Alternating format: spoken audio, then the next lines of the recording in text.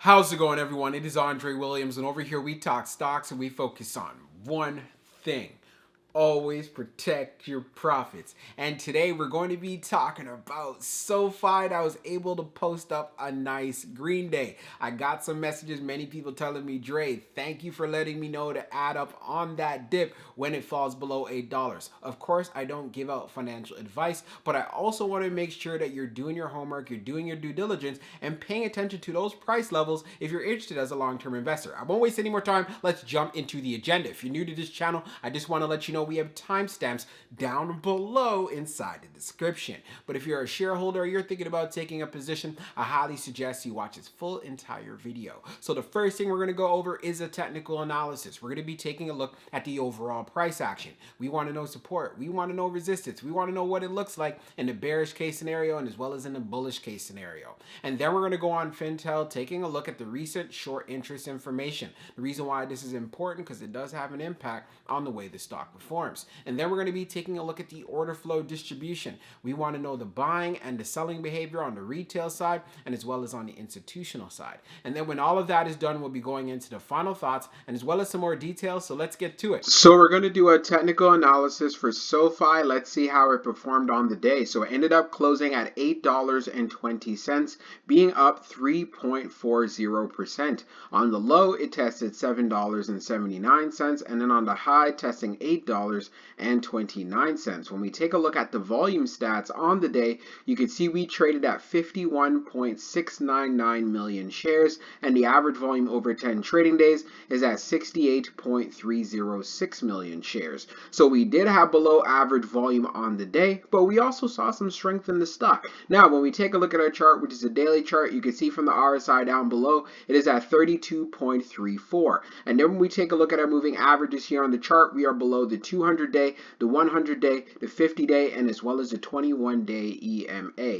And you can clearly see that SoFi is in a bear market. We've talked about this in previous videos as well. So as far as where we tested on the low, we tested at $7.79. So this is going to be a key area to look out for going into tomorrow, because if we do break this level, we'll get down to that $7.50 range, which I was talking about in the prior video. Now, if you're looking for a reversal out of SoFi, if we see some strength or we get some news or we get some good news out of that Fed meeting, I want to see SoFi get above $8.52 and then make that move going to $9. This is very possible, but being able to get to $10 by the end of the week, hey, I think that's a lot to ask for. But if it does happen and we reclaim the 21-day EMA at $10.23, it can get very interesting from there, because then we know the demand is there, the buying volume is there, and then of course I'd have to do another video letting you guys know, hey, what would the move look like going even further. But essentially, I do see some more volatility going into tomorrow, and if you have the opportunity, if you believe in the long-term prospects, to add just in case it does pull back, I think it's really worth a look.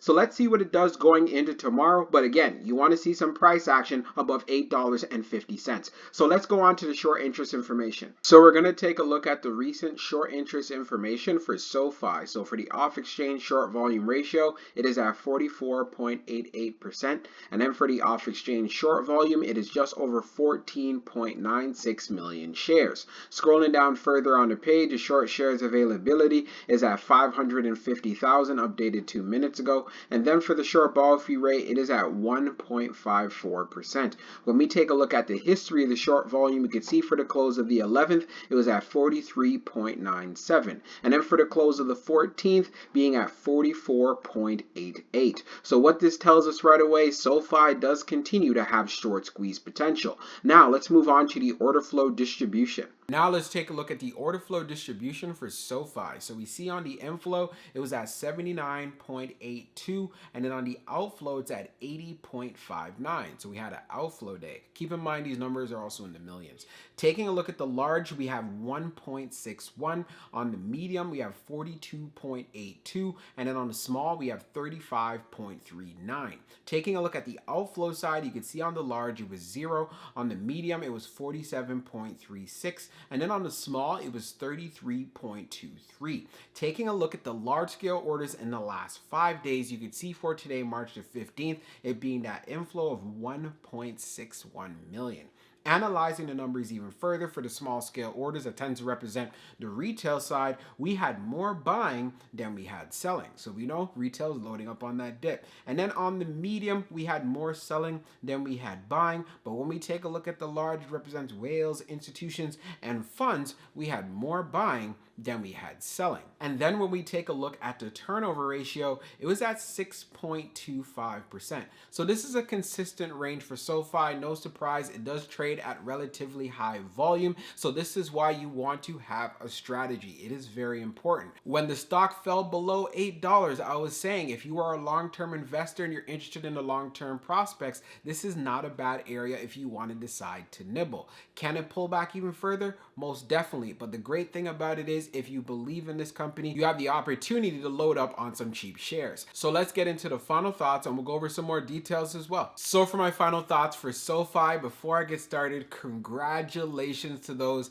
that were able to buy up some shares when it was trading below $8. For the second point, one thing that I talked about in the previous video, we know that the CEO purchased just over 15,000 shares at $9.73. So that's why I'm saying with the current prices of where SoFi is trading at, it becomes very attractive. But like I always say, do your homework, do your due diligence, and find out if this is the right price for you. If we want to look forward to seeing a bullish day from SoFi going into tomorrow, or maybe you might be catching this video the day of, we want to see price action above $8.50. If we do not see this and we have weakness inside of the markets, then we can pull back to that level I was talking about, around $7.50. Of course, there's no proven areas of support in this area because we know that it was selling off in regards to it being a falling knife, but depending on what happens in that Fed meeting tomorrow, it will have an impact on the markets. If we end up getting a decision that's in line with expectations, so that's no more than 0.25 basis points,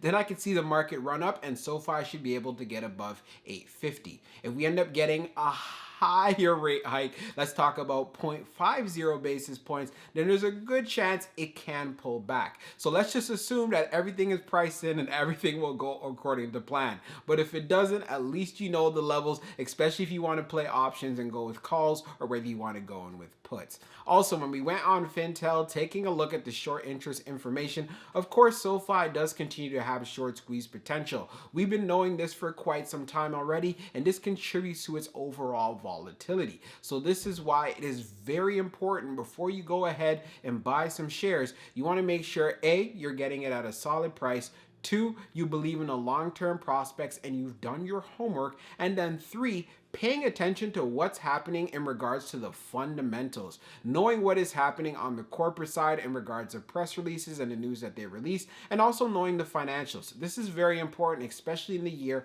of 2022. A lot of companies who are not showing profitability, they're being heavily scrutinized. And for obvious reasons, due to the fact we are in high inflationary environments, and for growth stocks that are not profitable, this is not the best environment to be in either. So this is why it is very important if a stock does pull back that you have high conviction. If you don't have high conviction, then you have no reason whatsoever to touch the stock. So I hope you enjoyed this video and I can't wait to see how SoFi performs going into tomorrow. We'll talk soon.